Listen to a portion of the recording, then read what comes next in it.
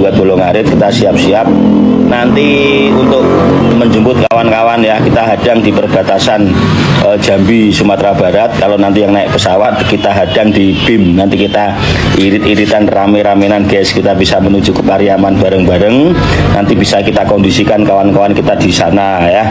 Nah, kalau dapat nanti kawan-kawan yang pengen ke Pariaman itu jangan lupa Mbak perlengkapan kayak tenda-tenda di sana. Itu nanti ada sebuah lapangan di pinggir laut ya, di dekat rumahnya Fauzana itu, nanti kita bisa camping di sana ya.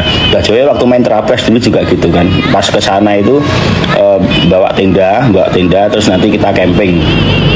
Yang camper van ya, punya peralatan masak, punya peralatan untuk mendaki ya, ada kompor-kompor kecil, pokoknya bawa aja guys.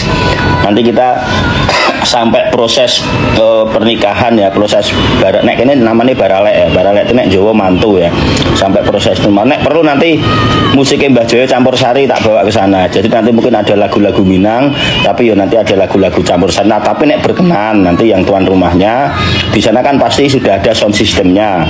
Mbah Joyo tinggal bawa keyboard sama bawa kendang, tak bawa kru. Nah, Mbah Joyo ngene-ngene iki yo duwe grup campur sari ringkes guys, The Joss campur sari.